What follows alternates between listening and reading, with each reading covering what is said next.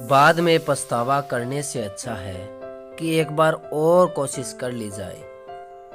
तो नमस्कार दोस्तों, मैं आपका दोस्त मुकेश कुमार और आज आपके लिए लेके आया हूँ एक बहुत ही सुंदर मोटिवेशनल स्टोरी जिसका शीर्षक है आखिरी प्रयास।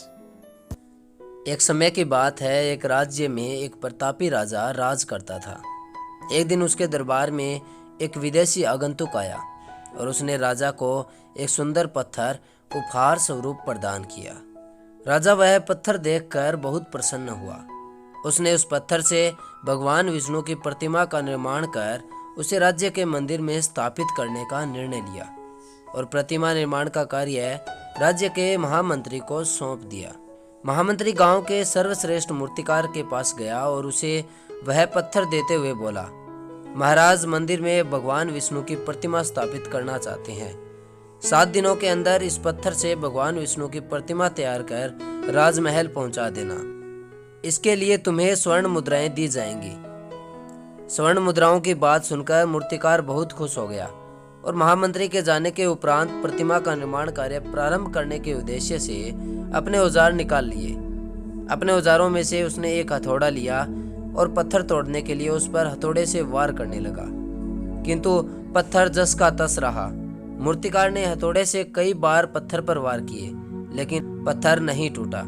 50 बार प्रयास करने के उपरांत मूर्तिकार ने अंतिम बार प्रयास करने के उद्देश्य से हथौड़ा उठाया, किंतु ये सोचकर हथौड़े पर प्रहार करने के पूर्व ही उसने अपना हाथ खींच लिया कि जब 50 बार वार करने से पत्थर नहीं टूटा तो अब क्या टूटेगा। वह पत्थर लेकर महामंत्री के पास गया।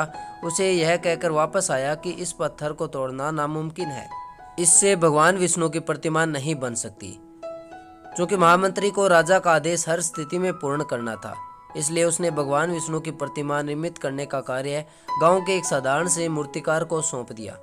पत्थर लेकर मूर्तिकार ने महामंत्री के सामने ही उस हथौड़े से प्रहार किया और वो पत्थर एक बार में ही टूट गया। पत्थर टूटने के बाद मूर्तिकार प्रतिमा बनाने में जुट गया और उधर महामंत्री सोचने लगा कि काश पहले मूर्तिकार ने एक अंतिम प्रयास और किया होता तो सफल हो गया होता और स्वर्ण मुद्राओं का हकदार बनता। दोस्तों, हम भी अपने जीवन में ऐसी परिस्थितियों से दो चार होते रहते हैं।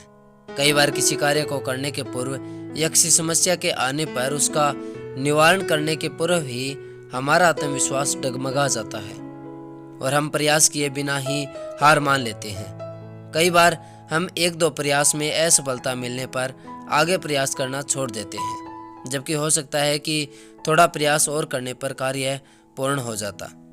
यदि जीवन में सफलता प्राप्त करनी है तो बार बार असफल होने पर भी प्रयास करना नहीं छोड़ना चाहिए जब तक कि सफलता मिल नहीं जाती।